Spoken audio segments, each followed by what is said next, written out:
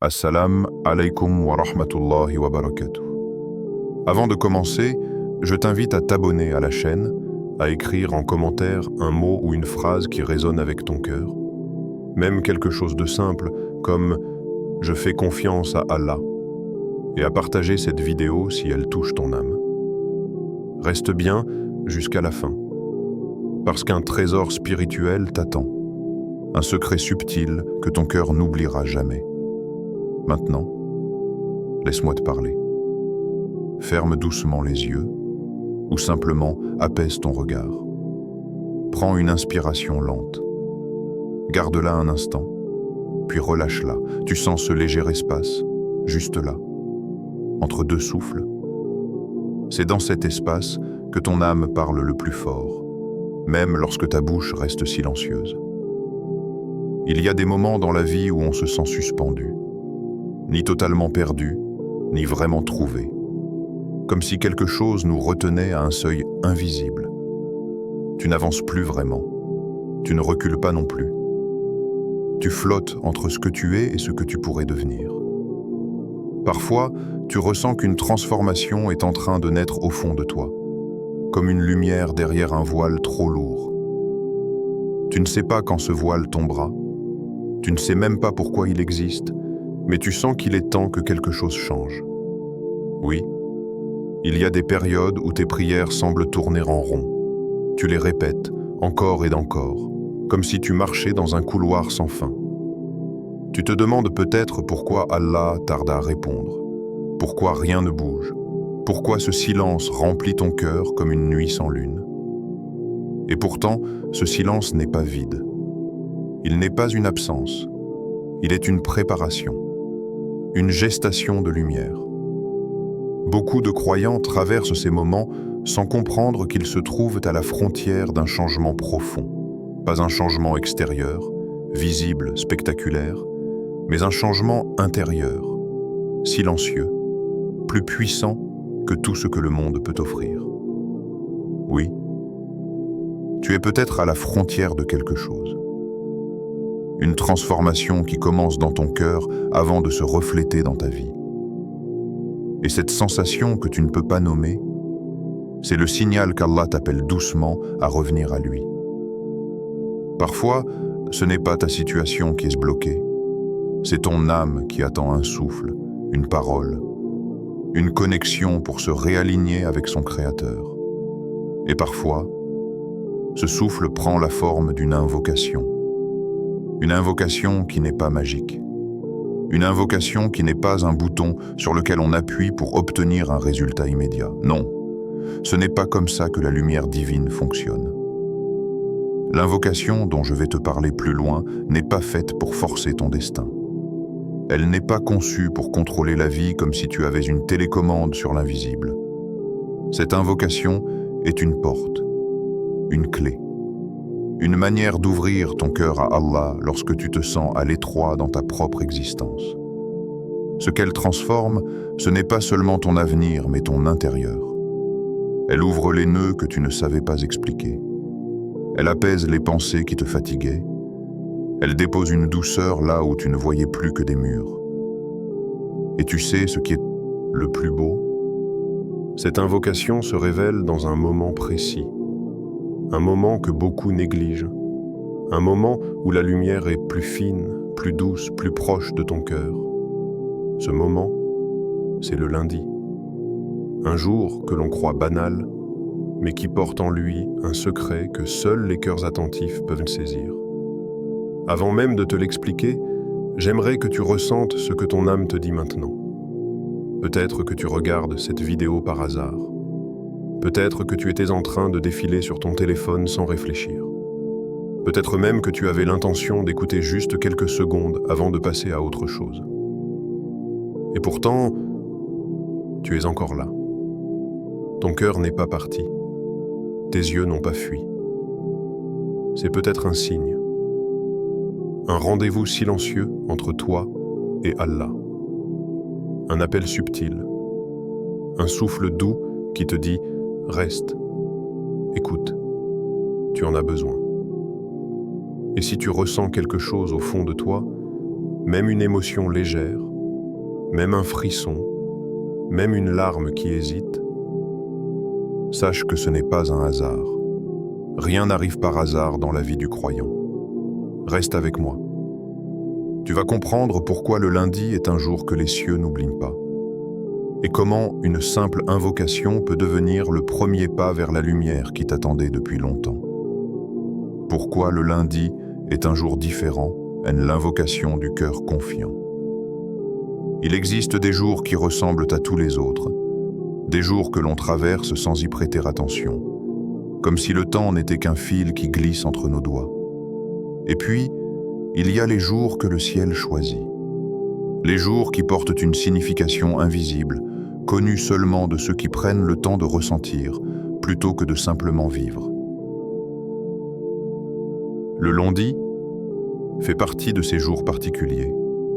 Un jour discret, simple, presque ordinaire en apparence, mais enveloppé d'une lumière subtile, d'une faveur divine que beaucoup oublient. Pour comprendre pourquoi ce jour est chargé d'une telle bénédiction, il faut revenir à ces instants où la terre et le ciel étaient plus proches, lorsque le prophète Muhammad marchait encore parmi les hommes. On rapporte que lorsqu'on lui demanda pourquoi il jeûnait le lundi, il répondit avec des mots courts mais d'une profondeur immense. « C'est le jour où je suis né, et c'est le jour où mes œuvres sont présentées à Allah. » Deux phrases, deux mondes, deux réalités qui font de ce jour une porte ouverte sur le spirituel. Imagine un instant la scène. Ferme les yeux si tu veux et laisse ton cœur visualiser. Le monde est silencieux, le ciel, vaste, lumineux, presque transparent. Un espace si pur qu'aucun mot humain ne pourrait le décrire. Et dans ce ciel, des anges montent, des milliers, des millions, portant dans leurs mains les œuvres des croyants, des prières, des sourires, des efforts secrets, des larmes versées en pleine nuit, des gestes que personne n'a vus sauf Allah. Ils montent avec les actions de ceux qui ont prié, qui ont pardonné, qui ont retenu leur colère, qui ont déposé leur confiance, leurs doutes, leurs rêves entre les mains d'Allah. Parmi toutes ces œuvres, il y a les tiennes, même les plus petites, même celles que tu as oubliées, même celles que tu pensais insignifiantes. Chaque lundi, les anges déposent devant le Seigneur des mondes ce que tu as fait, ce que tu as dit, ce que tu as murmuré, ce que tu as pensé. Le lundi n'est donc pas juste un jour. C'est un miroir, un rappel silencieux que chaque semaine, ta vie est présentée au Créateur. Et si le prophète aimait que ses œuvres soient exposées alors qu'il jeûnait, c'est parce qu'il voulait offrir à Allah un état d'adoration à ce moment précis. Cette intention seule suffit à transformer la perception du lundi. Quand tu te réveilles ce jour-là, ton premier souffle ne ressemble plus aux autres. Ton cœur n'est plus lourd comme d'habitude. Ton âme devient un peu plus sensible, comme si elle reconnaissait ce moment béni avant même que ton esprit n'y pense. Il y a, le lundi, une légèreté particulière. La lumière de la naissance du prophète, la lumière de sa mission, la lumière de la présentation des œuvres, la lumière du dhikr plus facilement accepté, la lumière des invocations plus rapidement entendues. Ce jour semble porter une douceur que le monde ne comprend pas, une tendresse divine qui adoucit les âmes fatiguées. Ce n'est pas une poésie, ce n'est pas une théorie. C'est une réalité spirituelle vécue par des milliers de cœurs avant toi. Le lundi est un jour où les âmes se laissent toucher plus facilement. Un jour où l'on se rappelle que la vie n'est pas seulement faite de responsabilités, de charges, d'inquiétudes, de courses et de bruit, mais aussi de rendez-vous invisibles entre l'âme et son Créateur. Et c'est dans ce jour-là que se dévoile une invocation particulière. Une invocation qui a traversé les siècles, qui a consolé les cœurs brisés, qui a donné de la force à ceux qui n'en avaient plus, qui a ramené la paix dans les esprits tourmentés. Une invocation qui n'est ni longue, ni compliquée, ni inaccessible. Elle est simple, courte, presque douce à prononcer, mais sa puissance est plus grande que les montagnes. Elle dit « Hasbi Allahu la ilaha illa huwa, alayhi tawakkaltu wa huwa rabbul arsh il azim. Traduis-la dans ton cœur. Allah me suffit. Il n'y a de divinité que lui. Je place ma confiance en lui.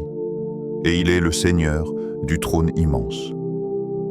Ces mots sont comme une mer, un océan dans lequel tu pourrais plonger sans jamais atteindre le fond.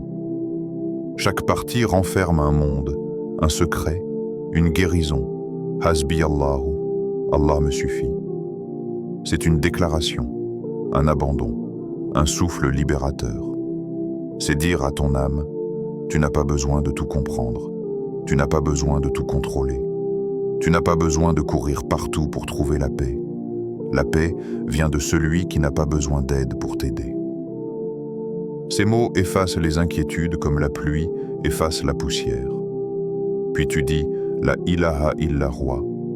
Il n'y a de divinité que lui. C'est une purification spirituelle. Tu retires de ton cœur tout ce qui prenait trop de place. Les peurs, les illusions, les dépendances, les attachements malsains, les attentes démesurées envers les gens. Tu fais de la place, tu fais de la lumière, tu te recentres.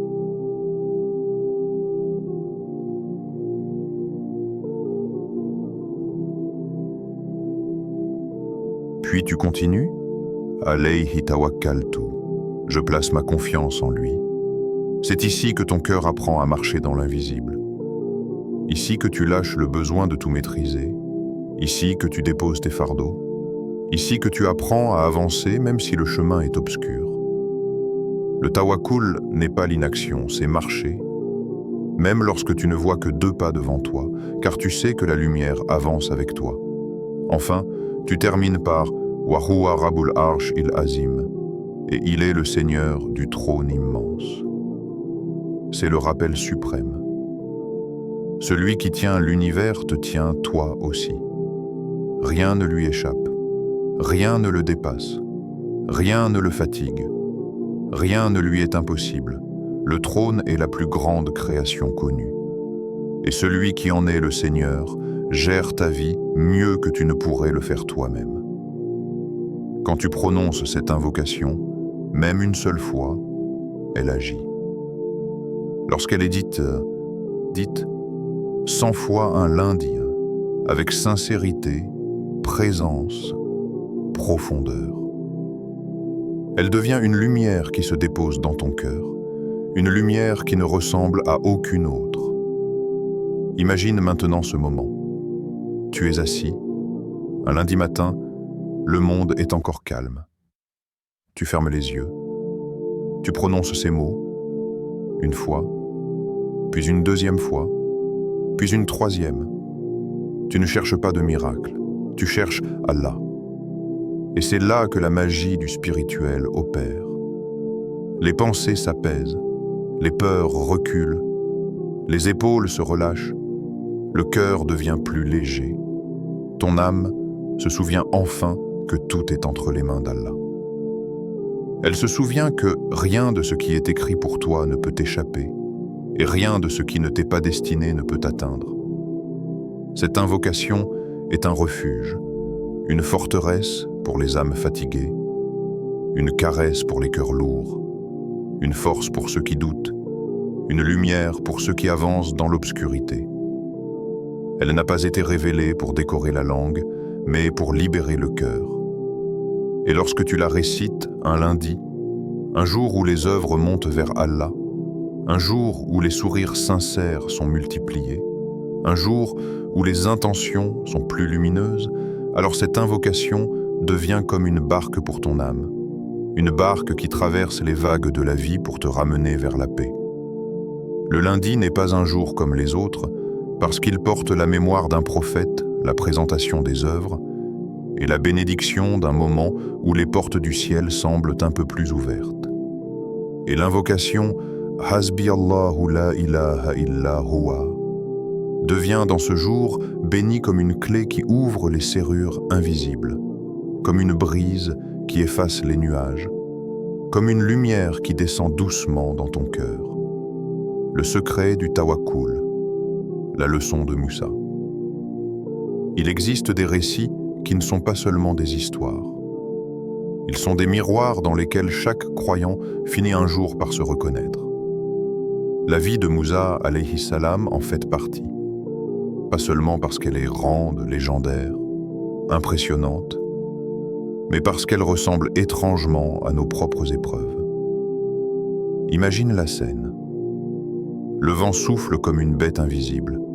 Le sable glisse sous les pieds d'un peuple qui ne sait plus où aller. Le soleil tombe lentement, mais sa lumière semble avoir perdu toute chaleur. Les enfants pleurent, les femmes tremblent, les hommes s'interrogent, la peur s'installe. Derrière eux, un grondement. Un bruit métallique, lourd, menaçant. Des chevaux, des soldats, des cris. La fureur de Pharaon qui se rapproche comme un orage.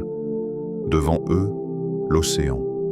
Un mur d'eau immense, impassable, froid. La mer d'un côté, la mort de l'autre. Aucune issue visible, aucun espoir logique, aucune stratégie possible. C'est un piège parfait. C'est une fin annoncée. C'est le moment où, humainement, tout semble s'effondrer. Les regards se retournent vers Musa. Des yeux pleins de reproches, des yeux pleins d'effroi. Des voix se lèvent. Nous sommes perdus. Nous allons mourir. Ce chemin n'aurait jamais dû être pris. Le tumulte grandit. Le peuple panique. La mer gronde. Les chevaux approchent. Les cœurs battent à s'en déchirer. Et au milieu de cette tempête humaine, un homme reste debout, calme, immobile, solide comme une montagne. Musa alayhi salam, on pourrait croire que lui aussi a peur, qu'il hésite, qu'il doute. Mais non. Il regarde la mer comme on regarderait une porte encore fermée, non pas comme un mur. Et il prononce une phrase qui, à elle seule, résume le secret le plus puissant de la foi. Mon Seigneur est avec moi. Il me guidera. Pas demain, pas dans une heure, pas lorsque la situation sera plus claire. Maintenant, ici, dans ce chaos. Ce n'est pas une simple phrase, c'est une posture du cœur, un état intérieur où la peur n'a plus d'endroit où s'accrocher. C'est cette lumière que l'on appelle tawakkul. Le tawakkul, ce n'est pas ignorer la mer, ce n'est pas faire semblant de ne pas entendre les soldats, ce n'est pas nier la réalité, c'est regarder tout cela, le danger, la menace, les obstacles, et dire malgré tout « Allah est avec moi ». Le tawakkul commence exactement là où la logique s'arrête. Il naît dans ce moment où l'être humain comprend que ses propres forces ne suffisent plus. C'est une confiance qui ne dépend pas des circonstances, une certitude qui ne dépend pas du résultat. Et ce jour-là, Allah ne laissa pas cette confiance rester sans réponse. Il ordonna à Moussa de frapper la mer. Un geste simple, presque insignifiant, un geste que personne n'aurait imaginé capable de changer quoi que ce soit. Mais la mer se déchira. L'eau se leva comme deux murailles. Le sol devint sec. Le chemin apparut là où il n'y en avait aucun. Ce qui semblait être la fin devint un miracle. La défaite devint la délivrance. Le piège devint la victoire. Le tawakkul transforme les impossibles. Il ouvre les mers. Il écarte les ténèbres. Il apaise les tempêtes. Il brise les peurs. Aujourd'hui, tu n'es pas face à la mer Rouge, mais tu as peut-être ta propre mer devant toi, une dette qui te semble immense, une relation qui t'épuise, une maladie qui te fait peur, un projet qui n'avance pas, une solitude qui te pèse, un cœur qui se demande comment continuer. Et peut-être que, derrière toi, tu sens aussi l'ombre de quelque chose qui te poursuit.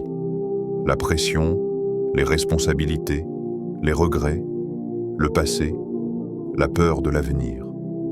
Tu es peut-être, toi aussi, entre une mer et un ennemi invisible, bloqué, fatigué, sans issue.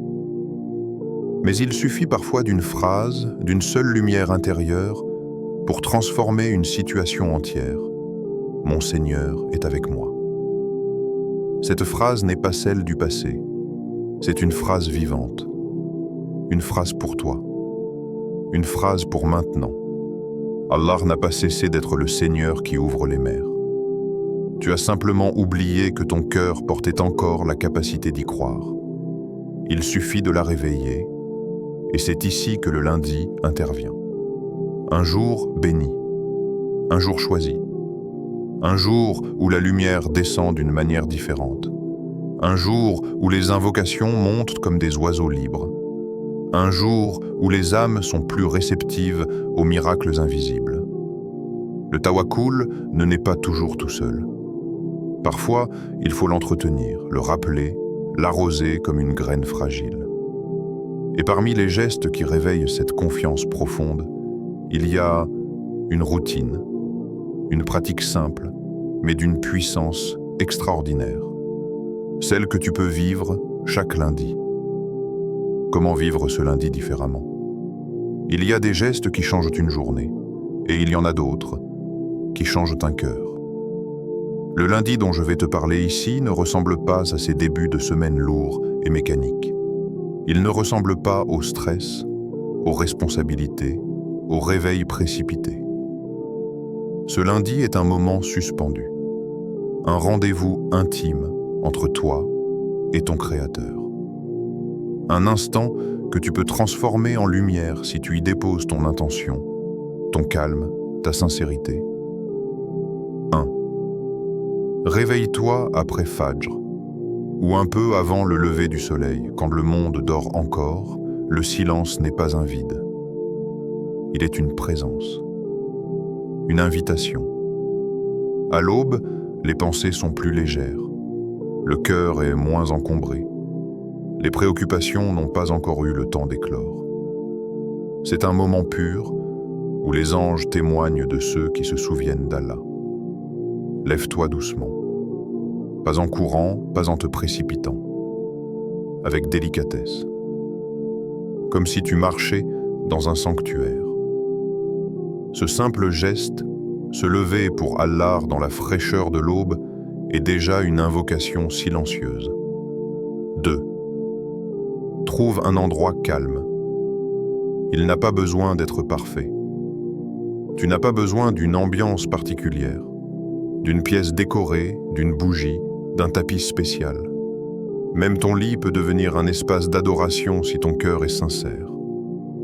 Assieds-toi. Respire. Laisse ton esprit se déposer. Dis-toi, je suis en présence d'Allah. Il me voit. Il m'écoute. Il sait tout de moi. Et laisse cette vérité te traverser. 3. Ferme les yeux et prononce l'invocation. Tu n'as pas besoin d'aller vite. Tu n'as pas besoin d'avoir peur d'oublier. Tu n'as pas besoin de réciter comme si tu accomplissais une tâche. Tu vas dire « Hasbi Allahu la ilaha illa huwa, alayhi tawakkaltu wa huwa rabbul arsh il azim » Mais tu vas la vivre. Chaque mot doit toucher ton cœur. Chaque phrase doit ouvrir une porte en toi. Quand tu dis « Hasbi Allahu », laisse tomber quelque chose. Un poids, une peur, un doute. Quand tu dis « La ilaha illa huwa », visualise ton âme se débarrassant des illusions et revenant à l'essentiel. Quand tu dis « Alayhi tawakkaltu », sens ton cœur poser sa charge dans les mains d'Allah. Et lorsque tu dis « Wa huwa rabbul arsh il azim », souviens-toi que celui qui gouverne tout peut aussi guérir ton intérieur. Récite-la 100 fois, non pas pour atteindre un nombre, mais pour te vider, te nettoyer, te libérer.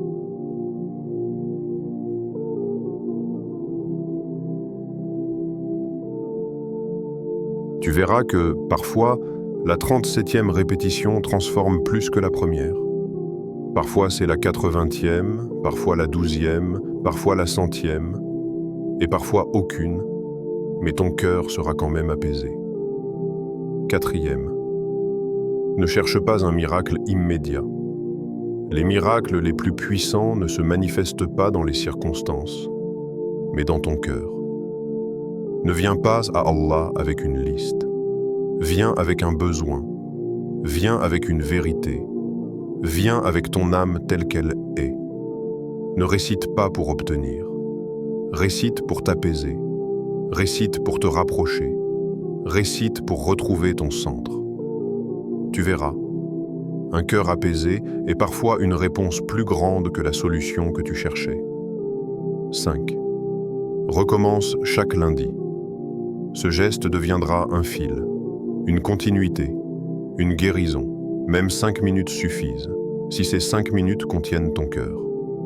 Chaque lundi, tu déposes une goutte de lumière dans ton âme.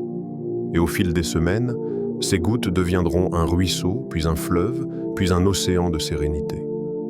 Et un jour, sans même que tu t'en rendes compte, tu te rendras compte que l'invocation a percé la pierre de tes peurs, de tes doutes, de tes fatigues.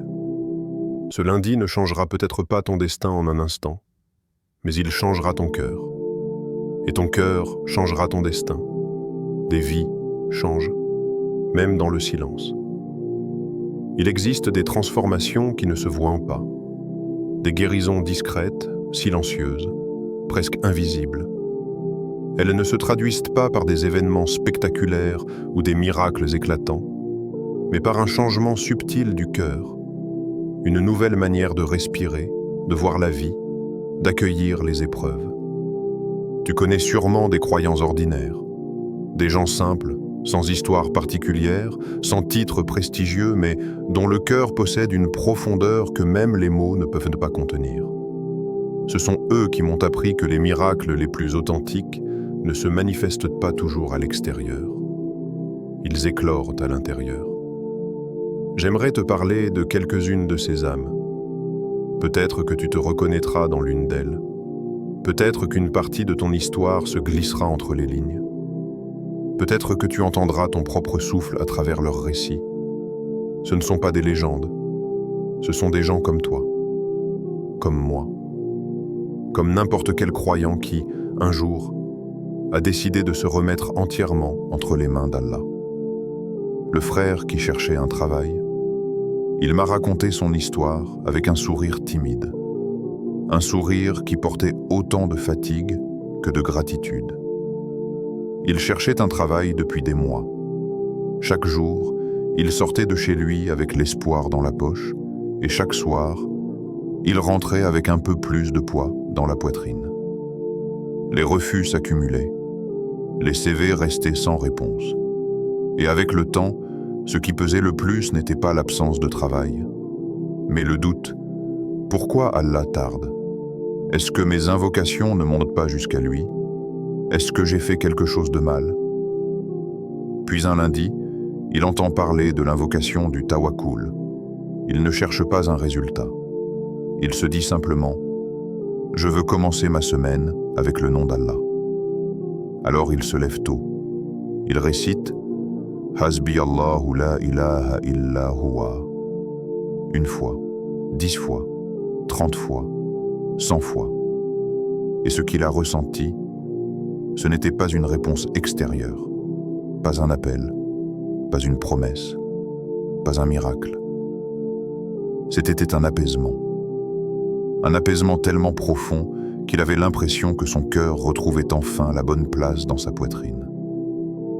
Il m'a dit « Je suis sorti de chez moi ce lundi-là sans travail, mais pour la première fois depuis longtemps, je n'avais plus peur. Ce n'est qu'au 6e lundi qu'un appel inattendu est arrivé. Un poste qu'il n'avait même pas demandé, pas qu'il n'espérait plus, mais qu'il avait confié entièrement à Allah. Ce jour-là, il a compris que le vrai miracle n'était pas d'avoir trouvé un emploi, mais d'avoir retrouvé la paix avant même la délivrance. La sœur qui attendait le mariage, son histoire est douce et fragile comme une prière du soir. Elle avançait dans la vie avec un cœur fatigué. Elle voyait les autres se marier, former des foyers, construire des familles. Et elle restait là à attendre. Pas dans la colère, pas dans l'impatience, mais dans une tristesse silencieuse que seule une femme peut vraiment comprendre. Elle avait demandé, imploré, pleuré parfois, puis elle avait fini par ne plus espérer grand-chose. Un jour, on lui parle du lundi, de cette invocation qui purifie le cœur et qui réveille la confiance endormie. Elle commence, pas par besoin de résultat, pas par pression, elle commence parce qu'elle veut être plus proche d'Allah, parce qu'elle veut que son attente soit moins lourde, moins froide, moins solitaire. Elle répète, chaque lundi, 100 fois, avec douceur, avec fatigue parfois, avec une paix nouvelle à chaque fin de récitation. Elle n'avait rien demandé d'autre qu'un apaisement. Et c'est dans ce calme intérieur que la porte s'est ouverte. Un jour, sans prévenir, elle rencontre quelqu'un dans la mosquée. Pas lors d'un événement, pas lors d'une occasion prévue, mais dans un moment de simplicité, presque insignifiant à première vue. Ce n'était pas un miracle soudain venu du ciel. C'était une réponse qui avait germé dans son cœur bien avant de se manifester dans son destin. Elle dit aujourd'hui, « Allah m'a offert mon mari un lundi. » Pas littéralement, mais parce que c'est ce jour-là que mon cœur s'est ouvert à la patience. L'homme épuisé par la maladie. Son histoire m'a marqué comme une empreinte dans la neige. Il était malade depuis longtemps. Son corps était fatigué, son énergie fragile, son moral instable. Ce qu'il voulait, ce n'était pas seulement guérir. C'était retrouver cette sensation d'être vivant sans être dominé par la peur de chaque symptôme, par la fatigue, par l'incertitude. Un lundi, il décide d'essayer cette invocation. Pas pour demander la guérison. Il n'avait plus la force d'espérer cela. Il voulait juste retrouver un peu de paix, un peu de lumière, un peu de respiration intérieure. Il récite, lentement, avec un souffle court, et il m'a dit quelque chose qui m'a bouleversé. Je n'ai pas senti mon corps aller mieux, mais je n'avais plus peur. Et la disparition de la peur, c'est une guérison que je n'attendais plus. La maladie n'avait pas disparu, mais ce qui pesait le plus avait été soulevé. Le véritable miracle n'a pas été la guérison. Le véritable miracle a été la paix. Le véritable miracle, ce que ces histoires ont en commun, ce n'est pas un dénouement spectaculaire. Ce n'est pas une pluie de miracles visibles. Ce n'est pas une transformation extérieure immédiate. C'est quelque chose de plus subtil, de plus profond, de plus grand. Le vrai miracle, c'est que la personne change, que son cœur s'adoucit, que son âme s'allège, qu'elle recommence à espérer, qu'elle se sent en sécurité, non pas parce que la situation a changé, mais parce qu'elle a placé sa confiance en Allah. Quand tu te transformes, le monde autour de toi change aussi. Il ne devient pas parfait, mais il devient vivable. Il devient lumineux. Il devient porteur de sens. Le tawakkul est une clé, une lumière, une guérison, une respiration pour ceux qui suffoquent.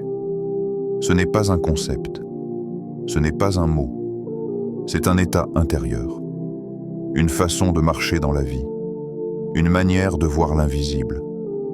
Et cette transformation, tu peux la vivre toi aussi, ton rendez-vous avec Allah.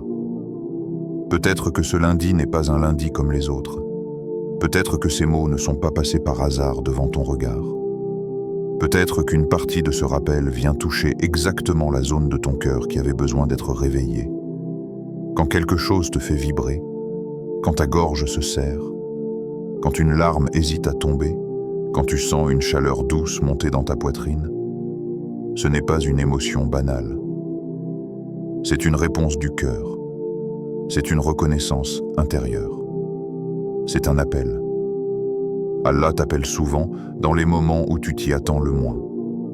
Dans une phrase, dans un silence, dans un verset, dans une invocation, dans un lundi. Si ton cœur ressent quelque chose maintenant, si tu te reconnais dans un de ces récits, si tu sens au fond de toi que tu veux changer ou revenir à Allah, suis cette sensation. Elle est un cadeau. un signe. Une main tendue depuis le ciel. Si tu veux l'attraper, dis-le avec ton cœur. Chuchote-le même si tu es seul. Et laisse ces mots purifier tout ce qui doit l'être. Hasbi Allahu la ilaha illa huwa, alayhi tawakkaltu wa huwa rabbul arshil azim. Que ce que l'on dit devienne pour toi un renouveau, une lumière, une respiration, une paix. Qu'Allah illumine ton cœur, apaise ton âme, renforce ton tawakkul et fasse de chaque lundi un rendez-vous qui change ta vie.